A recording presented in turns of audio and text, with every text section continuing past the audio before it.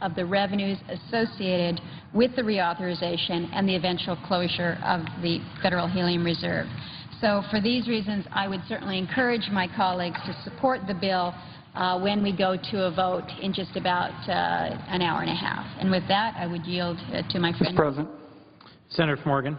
Mr. President, let me thank the senator from Alaska for an excellent statement. It very much reflects our desire to make this bipartisan. I particularly appreciate your noting the contributions of two of the members of our committee, Senators Risch and Senator Flake, who also made the point that, yes, we are getting the government out of the helium business. Yes, we are making sure that we're not putting at risk millions of high-skill, high-wage jobs, but we've got to be serious, as my friend from Alabama likes to say, we've got to be serious about this budget deficit, and I will be. He and I have talked often about Medicare and other areas. We will be serious about that deficit reduction, as Senator Murkowski has talked about, and particularly in light of the comments of Senator Risch and Senator Flake. We're able to do it. We're able to meet the needs of people. Working families across this country, you depend on those high-skill, high-wage, jobs. So we're meeting those needs, and we're contributing to deficit reduction. So I thought the senator's points were well taken. And at this point, Mr. President, I would ask unanimous consent that at 2 p.m. today, the Energy Committee be discharged from further consideration of H.R. 527. The Senate proceed to its consideration, that a Wyden substitute amendment, which is at the desk, be agreed to, that there be 15 minutes of debate equally divided between Senators Wyden and Cruz or their designees, that upon the use or yielding back of time, the bill as amended be read a third time, and the Senate proceed to vote on passage of the bill as amended, that the motions to reconsider be considered made and laid upon the table, with all of the above occurring with no intervening action or debate. Is there objection? Without objection. Thank you, Mr. President. Mr. President. Senator from Alabama. Let me just say to the senators who've worked on this that ending the federal government involvement in this program is a great accomplishment, senators, and thank you for that. And I do think that technically there's not a budget point of order for the process that you've used in funding this bill. Although I think Senator Cruz is raising a valid concern. I guess if we could do $50 million on deficit reduction, we could do more. But I just want to say I'm proud of the thrust of your legislation. I think it's good legislation. I thank you for it, and it does not, I'm informed, violate the Budget Act.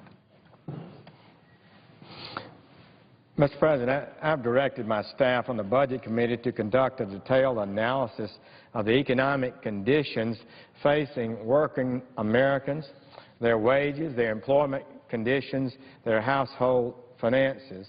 I'll give a series of talks over the coming weeks looking at that financial situation and the state of our nation as a whole economically. I'll also attempt to look at the causes leading to our current financial difficulties and suggest some steps to restore America's financial future. It's really important. The sad fact is that the state of middle and lower income Americans is worsening on virtually every front. The slow growth of the economy, which has been the slowest recovery from a recession since World War II or the Great Recession, is restraining the normal upward movement of income that previous generations have experienced. It's accelerated in the last several years, but it's been going on, we have to be honest with ourselves, for a much longer period of time. And if you don't have a job now, you're twice as likely to only find a part-time job as a full-time work if you look for one, indeed if you find one at all. According to the U.S. Census Bureau, middle-class incomes have declined for 18 years. That's different parties, different presidents, different majorities in House and Senate. That means that savings for college and retirement are growing at all-time lows. Young people are not marrying as early as they want, sometimes due to bad economic prospects. That means families are launching later in life, which gives couples fewer years to pay down a mortgage or raise children. Perhaps the greatest single source of our economic anxiety, however, is the fear of losing jobs, or that their children aren't able to get a job, or their grandchildren aren't able to get a good job. It's not just that unemployment, it's not just the unemployment rate, which remains too high at 7.3% as of August 2013. It's the number of people we all know who are working well below their potential because nothing is available that uses their job skills. It's the number of people we know who've given up looking for work or who are working part-time because nothing full-time is available to them. Fewer people are working today than in 2007. Almost 4 million fewer people are working today than in 2007. But during that time, our population has increased, and the number of workers in the working age has increased. Just before the recession hit in December 2007, about 62.7% of working age population were working. 62.7. If that same percentage were working today, we would have 154 million jobs. But we don't have 154 million. We have 144 million. And only 58.6% of the population is working. So it's declined. In short, we are missing 9.9 million jobs when we compare this economy to the one in 2007. Here's another way to look at the job problem. In 2007, we had 363,000 discouraged workers, people who had given up looking for work because they couldn't find a job, but they have not disappeared from view by the employment service offices. But today we have 866,000. That's an increase of 140% of discouraged workers. Here's another barometer of the middle class difficulties. We have 1,988,000 fewer full-time jobs today than in December of 2007. However, we have 3,627,000 more part-time jobs. Now, this is important how we calculate this.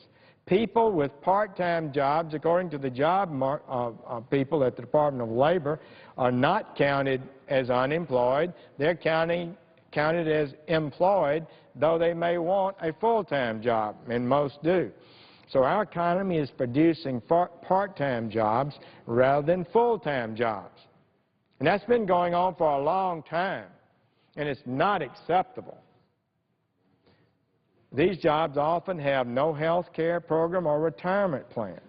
77% of the jobs that have been created this year are not full-time jobs. And the workforce participation, the percentage of people who are actually working today, is the lowest since 1975. And that's not acceptable. And these trends have been going on for some time. Take a look at median family income. The Census Bureau published new estimates of household income on Tuesday, August 17th. They report that the median income of American households is lower than last year, lower than the year before, and in fact is lower than any time since 1995, adjusted for inflation. This is a very serious trend. And I would suggest we've done a lot of active things supposedly to make this economy better, but it's not benefiting mainline American hardworking people. They're struggling out there. Let me say that again. You have to go back to 1995 to find median household income that is lower than today's household income. Even if you take broad measures of income, you get similar results. If we divide all the income in the United States by the population to come up with a per capita income concept, per person income is lower today than at any time since 1997. This is an unacceptable trend. It's clear it is not a short-term phenomenon. It's now a negative trend for almost 18 years. It cannot continue. While the stock market has rebounded, corporate profits have remained strong, that should not and cannot be used to obscure these trends that have accelerated even after we're supposed to be out of the recession of 2007-8. Many are concerned that the Federal Reserve is furthering the national problem with a wealth gap. Their quantitative easing has boosted wealth of the investor class, but has not benefited the working class as desired. This is not the way our policies should work. People who know what to do with low-interest money seem to be coming out ahead. But the people who don't have money, don't have jobs, working part-time instead of full-time, are slipping. And another thing I would note is our civil society today has certain concerns and weaknesses that we've got to talk about. I'll talk more about it in a separate speech, but let me give you a few thoughts. Few social institutions are more important in helping us through difficult economic times than marriage. Marriage is disappearing in the bottom 50% of the income distribution. And many people are really staying too long in low-income unemployment situations. It's not healthy. And as it does too often, the presence of the father in the home is just not there. If you're in the bottom 50% and give birth, there's a greater than 50% chance that the father will not be living with you when the child comes home from the hospital. Perhaps, as many suggest, our welfare policies are exacerbating these trends. We need to look at that. Also worrying is a decline of charitable giving since 2007. Like the overall economy, this vital part of our social and economic system has not recovered effectively. Total charitable living fell in 2008 to $303 billion from $326 billion. But as of the end of 2012, total giving was only $316, still 3% below what it was 6 years ago. So I would conclude and note that the road we're on is leading to the continued erosion of middle-class civil society. The quality of life for hardworking Americans is not improving financially, and maybe other ways too. The continued expansion of the welfare state, the permanent entrenchment of a political class that profits from the growth of government. It's time that we recognize both the disastrous conditions facing working Americans and the moral obligation we have to replace government dependency with freedom and dignity that comes from work and independence. That's got to be our goal. There are things that can be done to improve these conditions. It's time for us to defend the working Americans and their undeniably legitimate concerns about current trends. So I'll talk about that as we go forward. It's something we need to seriously consider.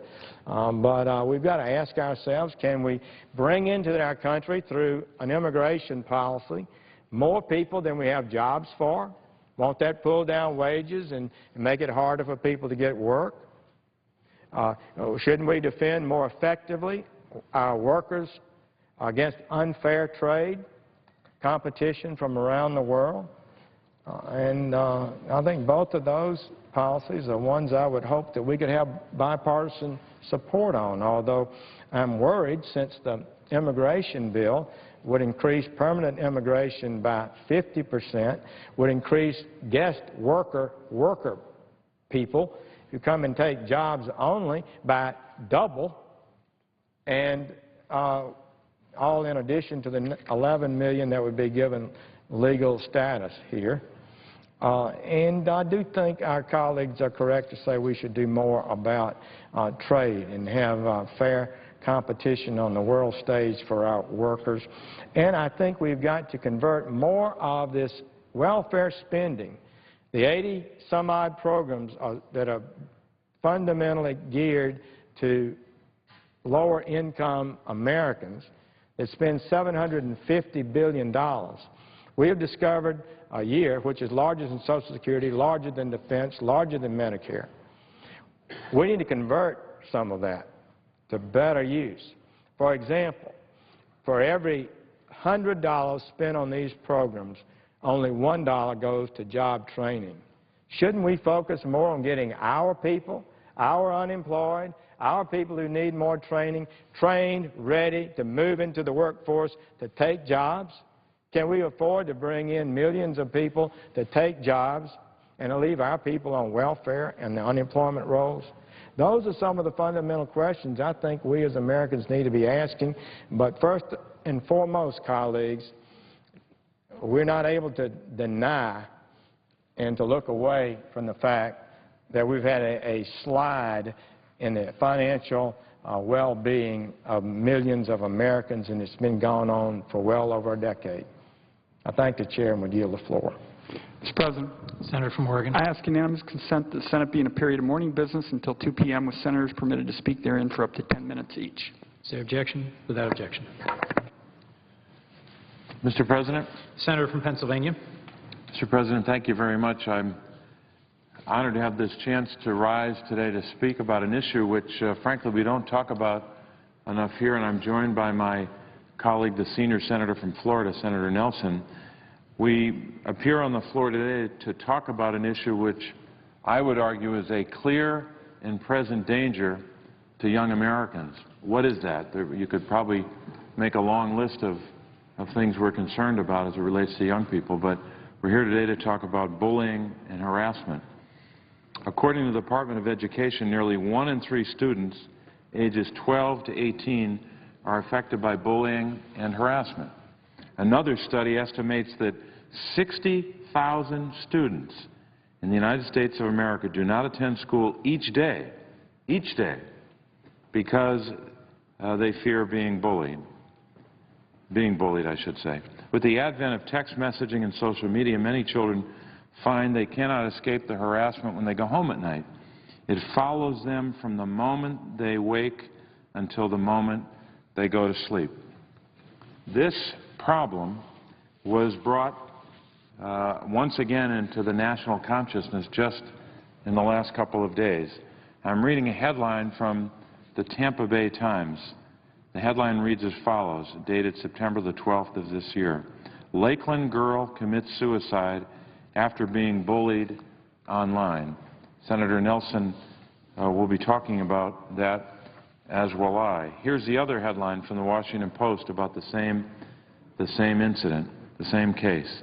Police, Florida girl who committed suicide had been bullied for months by as many as 15 girls. Now, I am the father of 4 daughters, and I remember times when my daughters were going through high school. We have 1 in high school, 1 in college, and 2 out of college. I remember one in particular when our daughter was going through high school, and instant messaging was one way to communicate, kind of a back and forth between some of the girls in her high school class. She was about, I guess, 15 or 16 at the time.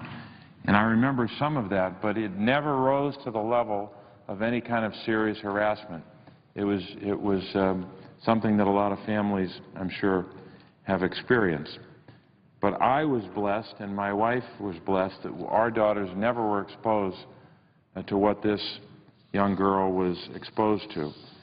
I won't show her a picture, but I'm looking at a picture of her right now. Her name was Rebecca Ann Sedgwick, 12 years old, of Lakeland, Florida, a beautiful girl, subjected to the most horrific kind of harassment and abuse that is almost unimaginable that a group of human beings could do this to another person.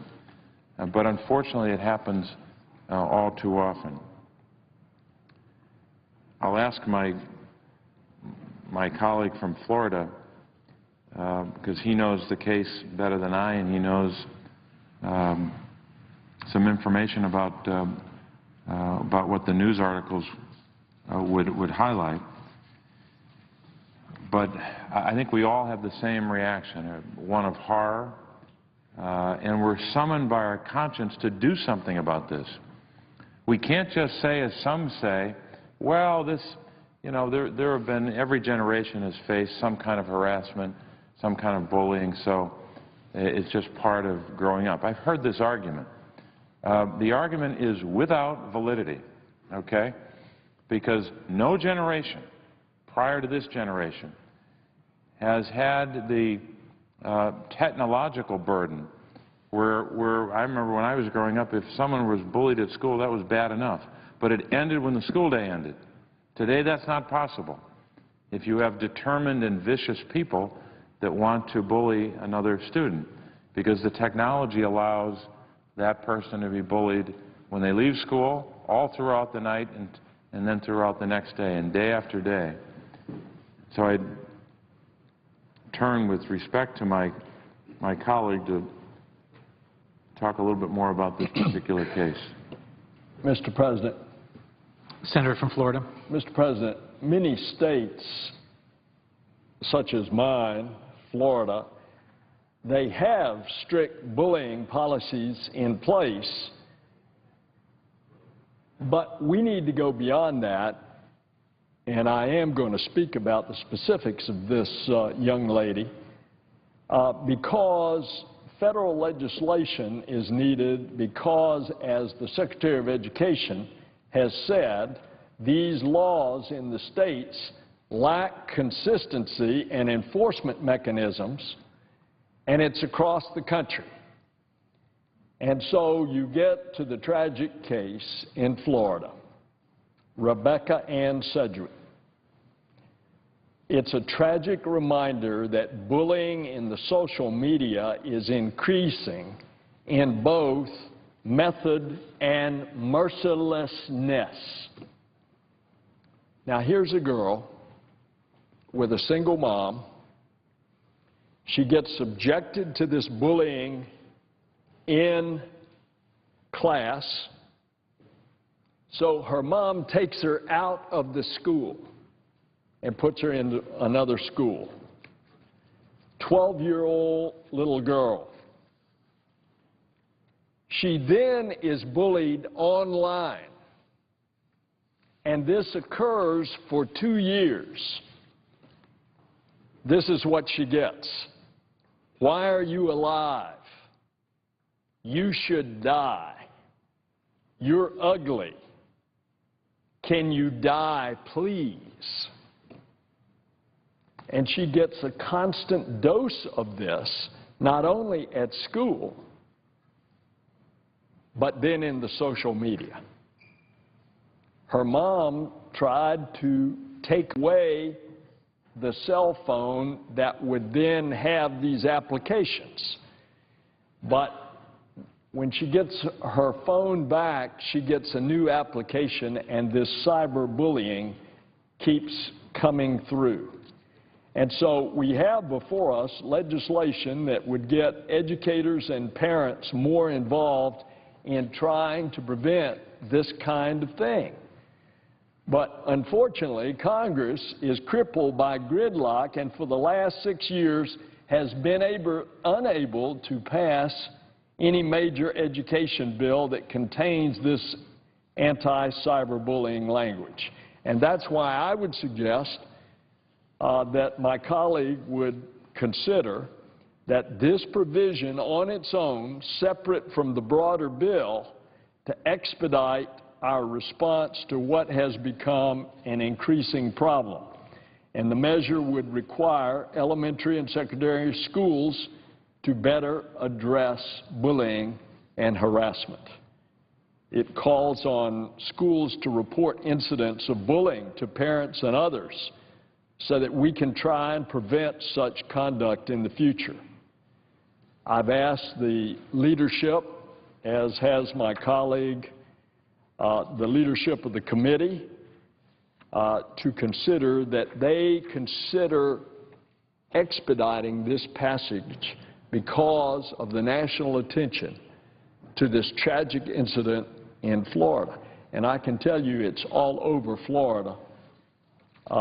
I want to thank Senator Casey for his sponsorship and continuing leadership on this issue over the last two Congresses, along with Senator Kirk. He and Senator Kirk have introduced the Safe Schools Improvement Act, which is included in the broader reauthorization of No Child Left Behind legislation. And if we could then focus on this specific issue, if the broader bill is not going to pass, to get this out in the midst of this enormous personal tragedy. Now, I just can't understand when for 2 years this has happened to a young child. Her mom is doing everything possible, even pulling her out of one school and putting in another. And yet it continues. And it drives this young lady to go into an abandoned cement plant and take her life because she doesn't think her life is worth living as a result of all of these taunts. Thank you for your leadership, Senator Casey. Let's see if we can move it. Senator from Pennsylvania. I want to commend Senator Nelson for his leadership on this and for bringing this horrific example to the attention of the Senate, at least on the floor, even though many had seen the news coverage. And I want to thank him for his leadership in trying to focus on this, even if a larger education bill doesn't pass. Mr. President, I'll just conclude by saying this. Anyone who doubts that this is a problem should read one or more of these articles about this case, but I'm sure we could cite many others. For the record, I'll make part of the record both of these articles I referred to, Mr. President. The Tampa Bay Times of September the 12th, that article as well, and I'll make sure that there's a copy for the record, and the Washington Post story of the next day, September the 13th, that I referred to. But I just want to read 2 lines from both stories. From the Tampa Bay story, the sheriff of Polk County, Florida, Sheriff Grady Judd, says about Rebecca Ann Sedgwick, he says, and I quote, she was, quote, absolutely terrorized on social media, unquote. That's the sheriff, a law enforcement official who has made a determination about what happened to this girl. And then in the Washington Post story, this is actually Washington Post, but it's the Associated Press. I should correct that. But right in the middle of the story, the Associated Press says, and I quote, the case has illustrated once more the ways in which youngsters are using the Internet to torment others. So in one article, they referred to being terrorized. The other article, they referred to someone being tormented. So this is a big problem. And the legislation that I've introduced may not have prevented this. But for sure, we need legislation where schools, at a minimum, are required to have a code of conduct which includes bullying and harassment. There is no excuse, and by the way, they don't need to wait for a bill to be passed. There's no excuse for a school in the United States of America not to have a code of conduct that specifically prohibits bullying right now. And any school that doesn't have that in place, any school district, should be ashamed of themselves, and they should get to work and get that done. They don't need to wait for a bill from Washington to get that done. That's number one. Prohibit the conduct very specifically. Number two, states need to collect information and make that information available and report this information to the Department of Education. But one of the most important features of this, to get it right, is you've got to specifically prohibit bullying that's done by way of electronic communication. So whether or not this bill is passed in the near term, there are things schools can do right now, and they have no excuse to wait for a bill. So that's the school's responsibility and the community in the school district. What about other areas of responsibility? Parents have a responsibility. So parents, either of the tormentors, the perpetrators of this crime, but even parents who don't have children involved on either end of this. Every parent has a responsibility. And I know people don't like to hear that. They don't like public officials telling parents what they should do. Frankly, I'm not too concerned about that today. Every parent has a responsibility to tell their children not to engage in this kind of conduct. If they don't do that, they're not doing their job. And if their child is involved in this kind of bullying, they need to figure out a way to stop their children from doing that. If they don't do that, they're not doing their job. And parents who hear about another child as being bullied, they have a responsibility to tell someone. And the students have a responsibility as well. So we're all responsible here. We cannot say that it's just the school district's problem, or just the federal government's problem, or just the state's problem, or just a parent's problem. We are all responsible when this happens. And we all have a responsibility to do something about it, because this is unacceptable. This is a crime that we should never, ever, ever tolerate. But unfortunately, we keep reading the stories, we keep hearing about this, and some people, I think, are just willing to walk away. We need to do more than just talk about legislation. I've got a very good bill, and I want to thank Senator Kirk for making it a bipartisan priority. But we've got to do more than just talk about legislation and pass bills. That's important. But we need to take ownership of this issue as parents, as citizens, and as Americans. And we all have a responsibility.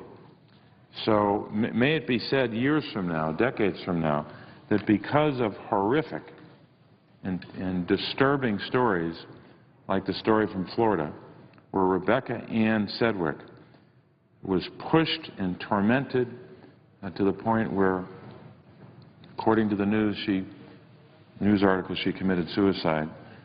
Let it be said of us that we took the right steps to substantially reduce the likelihood that this kind of story ever plays out again. Mr. President, I would yield the floor and note the absence of a quorum. Clerk will call the roll. Mr. Alexander.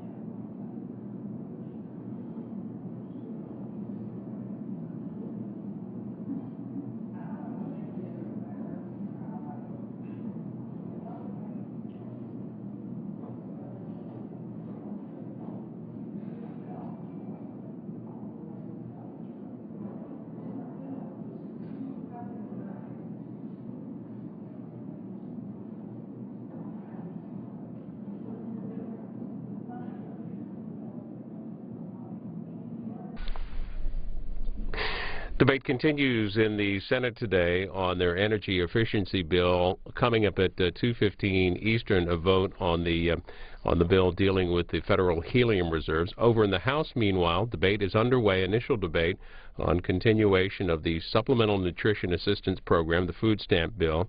Later today, they'll also begin debate on continuing federal spending after September 30th. Follow that House debate, of course, on C-SPAN. While the Senate continues in this quorum call, we're going to take you live now to the White House. The briefings just got underway with Jay Carney. The Senate Judiciary Committee approved Nina Pillard's nomination to be a judge on the U.S. Court of Appeals for the District of Columbia Circuit.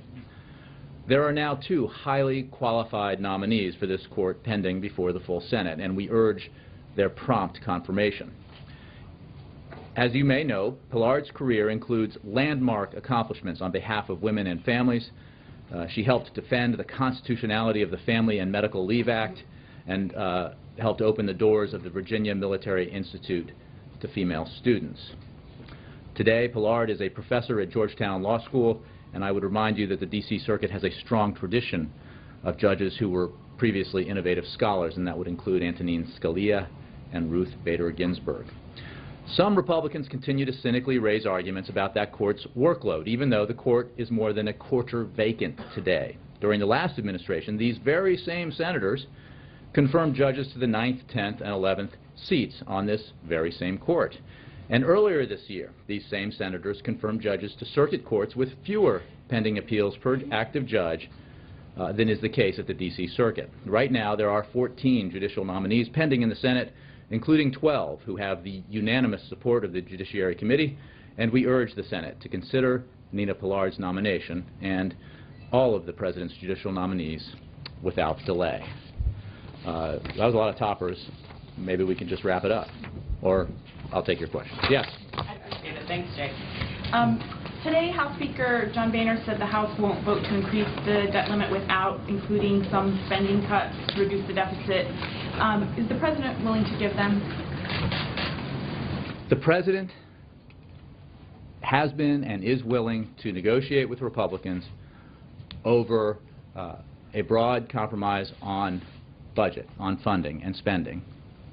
He has put forward his own proposal to do that, and he urges Congress to act to make sure the government does not shut down and continues to be funded, and, if necessary, to pass a short-term extension of funding at current levels in order to allow for further negotiations on a broader budget agreement. I would note that in keeping with his promises and the Democrats in keeping with their promises, the President submitted a budget that represented compromise and tough choices for Democrats with broad-based deficit reduction achieved through a balanced approach.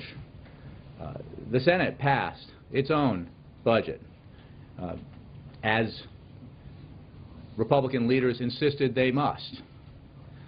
At the time, Republican leaders said we have to have regular order. We have to have a situation where the House passes a budget, the Senate passes a budget, and then in accordance with regular order, a conference is established and a product is produced. Except when that happened and the Senate passed a budget, the House decided it did not want to join in a conference, and the House Republican leaders have refused to name conferees for the budget. Without objection. Mr. President, there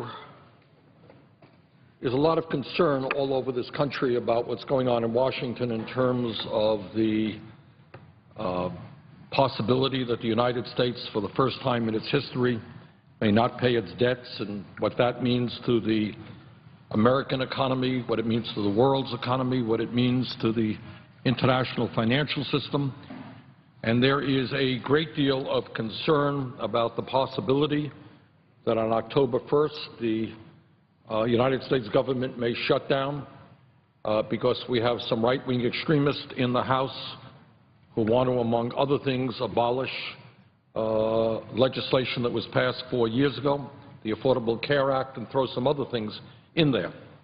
But before I get to those issues, I want to talk about the reality of what is going on in the economy today And what I want to do is something that is not done often enough, I think, and that is to ask where some of our right-wing colleagues are really coming from.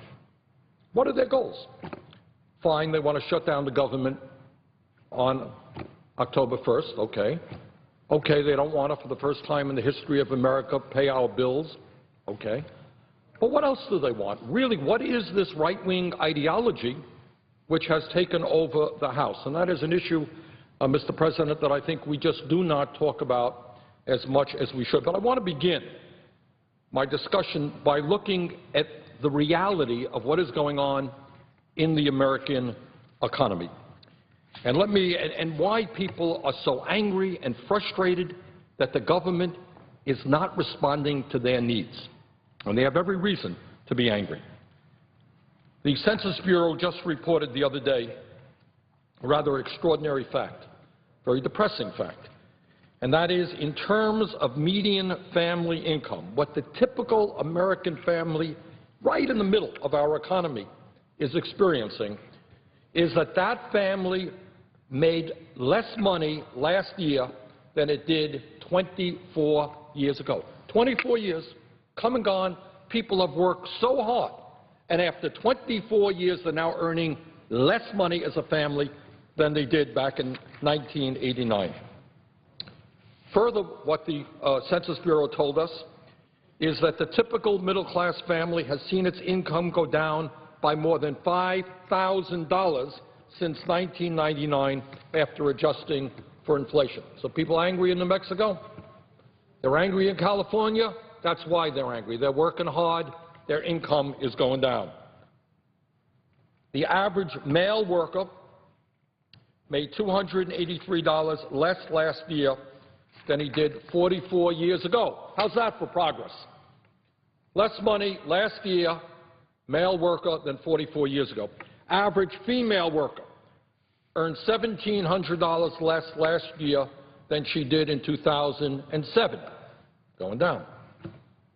Record-breaking 46.5 million Americans are living in poverty now. We have the highest rate of childhood poverty in the industrialized world at almost 22%. A higher percentage of American kids live in poverty now than was the case in 1965. In other words, we are moving, but we are moving in the wrong direction.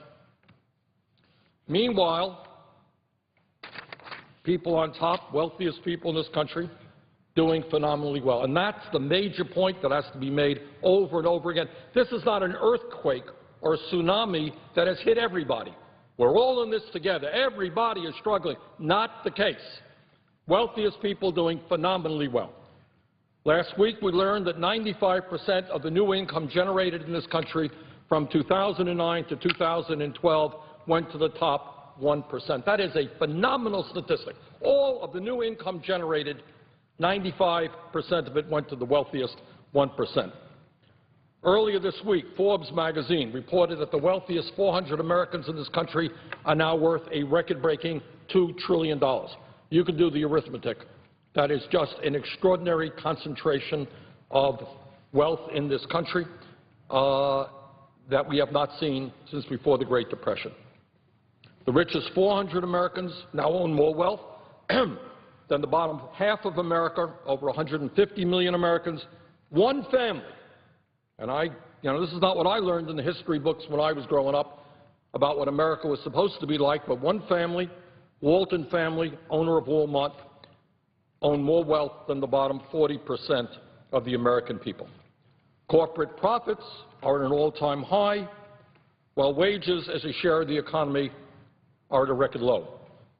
Wall Street, whose greed, recklessness, and illegal behavior caused this massive economic downturn, well, their CEOs, their executives are doing phenomenally well. In fact, CEOs on Wall Street are on track to make more money this year than they did in 2009. Believe me, they have recovered. They are doing just great, while the middle class of this country is disappearing. So that, Mr. President, is an overview of the reality facing our country. Middle class disappearing, poverty at an all-time high, people on top doing phenomenally well. Now I want to go from that reality to tell you what right-wing extremism is really about, and it is much more than shutting down the government. It's much more than not paying the debts that we owe and causing a major financial crisis. Mr. President, let me suggest to you, but I think you already know, that if you really delve into what some of our colleagues here in the Senate, but mostly in the House, believe, what they believe is forget the Affordable Care Act. They want to repeal that. That's nickels and dimes. What these guys really are about is repealing every significant piece of legislation passed in the last 80 years, which protect the needs of the middle class, working families, the elderly, the kids, lower-income people. You name the piece of legislation, they either want to repeal it entirely or they want to make massive cuts in those programs. And let me name what those programs are. Social Security. Some of them believe Social Security is unconstitutional. It's not just they want to cut Social Security. They don't believe in the concept of Social Security. Same thing with health care on the part of the federal government. Medicare, Medicaid. Why should the federal government be involved in those programs? That's not the federal government's role. Let's abolish Medicare, abolish Medicaid. So if you are 70 years of age and you don't have a lot of money and you don't have any health insurance, which Medicare provides, well, what happens to you? You tell me, Mr. President. What happens if you're 70 and you're diagnosed with cancer and you don't have health insurance? Everybody knows the end of the story. You die. Well, that's the way life goes, because we're all in it for ourselves. We don't believe the government should provide health insurance to all people. So if I'm a multimillionaire and I get sick or my kids get sick, I've got the best health care in the world. But if I'm a struggling middle-class person, working-class person, lower-income people, hey, government should not be involved in those areas. Minimum wage, you know. Many of us believe, and the overwhelming majority of the American people believe, that the minimum wage today, at about $7.25 an hour, federal minimum wage, is too low. And I want to applaud the governor and the legislature in California for raising their minimum wage to $10 an hour. But right now we're at about $7.25 for the federal government. Do you know what most of our colleagues here believe? It's not just that they are opposed to raising the minimum wage. They want to abolish the concept of the minimum wage. That's the fact. American people don't know that. And what does that mean? It means that if you are living in a high unemployment area where a lot of people are struggling for a few jobs and an employer says, well, you know what? Best I can pay you is $3.50 an hour. That's what I can pay you. Well, I have to take that. I have to take that. And people think I'm kidding. I am not kidding. A majority of the Republicans, to the best of my knowledge, now believe in abolishing the concept of the minimum wage.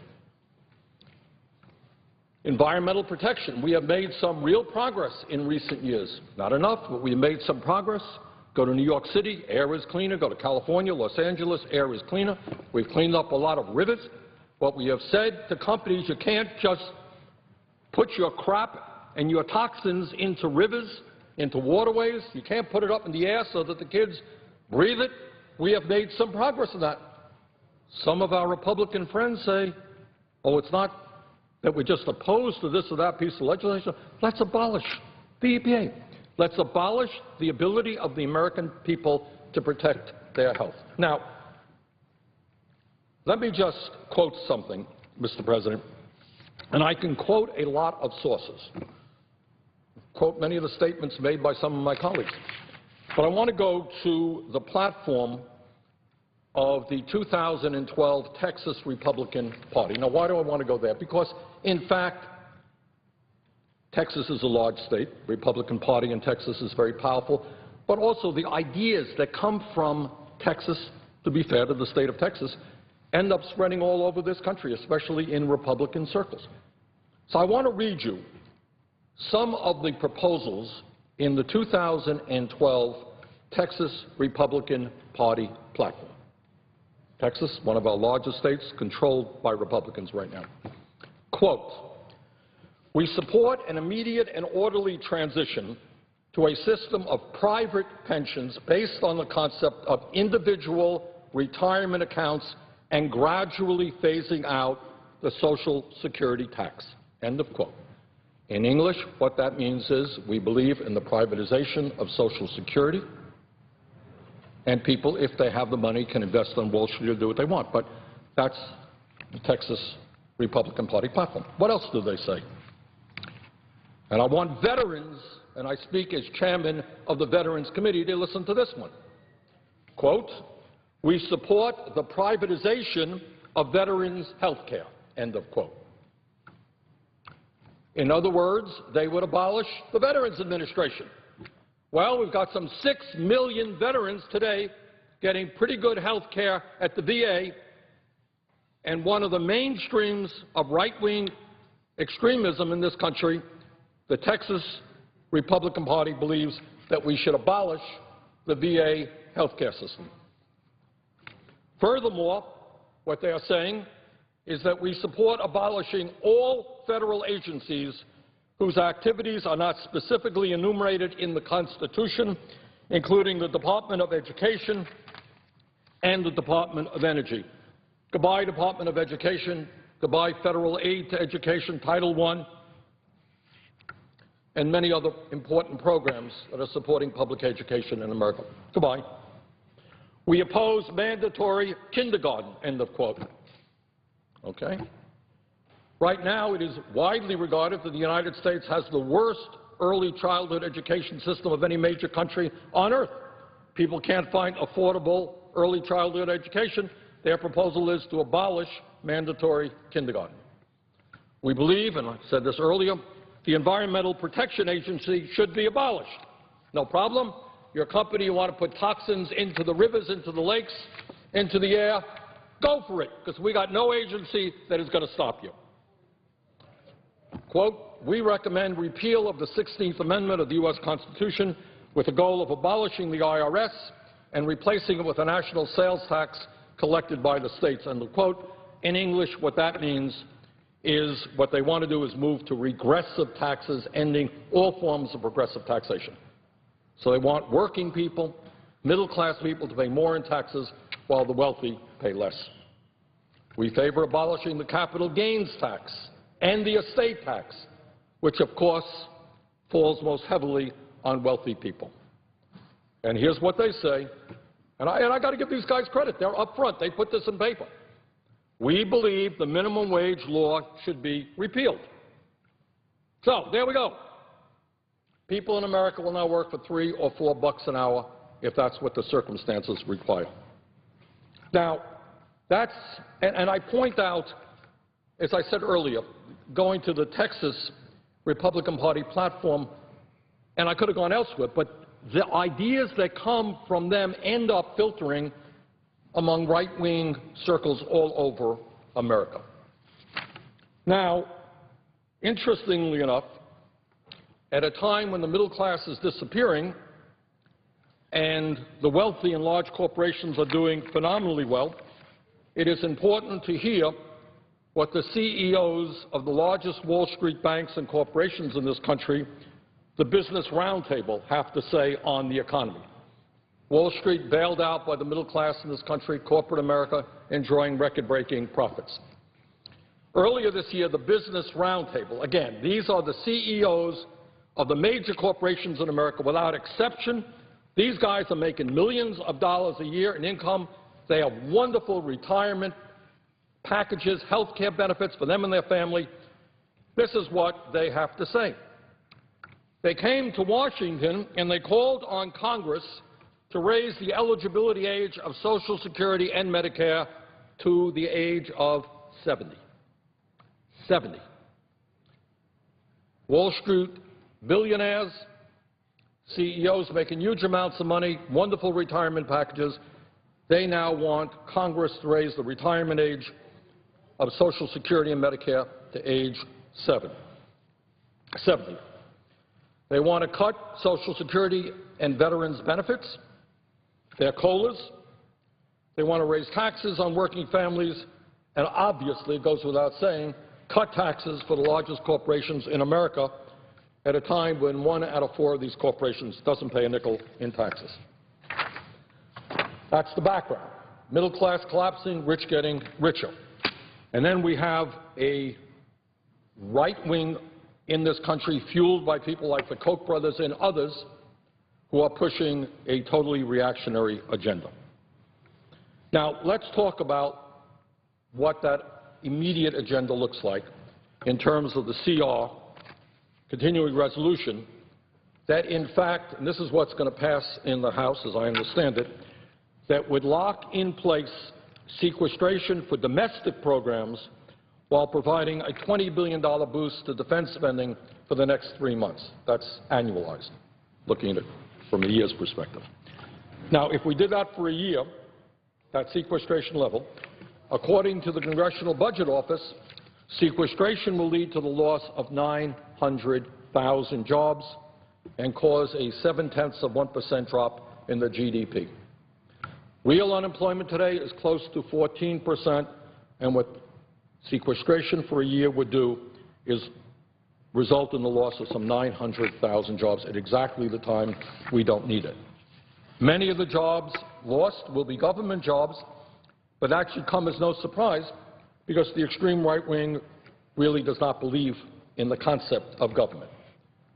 So when we lose jobs at the teaching profession, when we lose police officers and firefighters and construction workers and VA nurses and VA doctors and scientists or engineers, that is no problem for some of these fellows. Mr. President, sequestration, we should be clear, has already caused enormous pain for millions of Americans. As I mentioned earlier, this country is way behind our global competitors in terms of child care, early childhood education. As a result of sequestration, more than 57,000 kids are losing access to Head Start and early Head Start programs.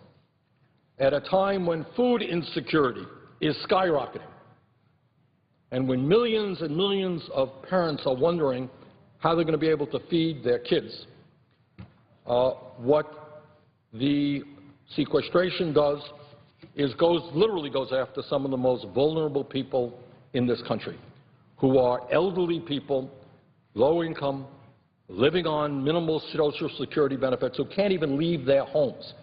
And they are served right now by the Meals on Wheels program, and I want to thank all of the Meals on Wheels volunteers out there for doing a great job and trying to help these seniors. Sequestration will continue major cuts in throwing thousands and thousands of seniors off the Meals on Wheels program. We have a serious housing crisis in America. Sequestration will make it harder for over 100,000 families to get a variety of affordable housing programs. Everybody knows the cost of college education is soaring. Working-class families can't afford college today, and yet sequestration would result in 70,000 college students losing federal work-study grants. That's the means by which they earn some money to help stay in college. Sequestration will result in cutting back on chemotherapy treatments to thousands of cancer patients because of a 2% cut to Medicare providers. Low-income heating assistance program, very important in the state of Vermont where it gets cold, massive cuts. Long-term unemployment checks, unemployment remains high, 10% cut, that will be continued. So that is where we are right now. And it gets worse. It gets worse if the Boehner CR is approved. Programs that millions of Americans rely on will be cut even further. So everything I told you will get even worse. So, Mr. President, I think what we are looking at right now is not just the immediate pain of the continuing resolution or the threat not to pay our debts and destroy the credit rating of the United States of America. Those are enormous realities. But what we are looking at is a real effort to to dismember the United States government and wreak havoc on the lives of tens and tens and tens of millions of people.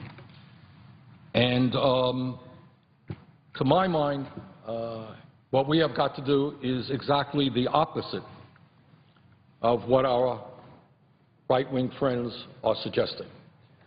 They are suggesting that we should raise unemployment.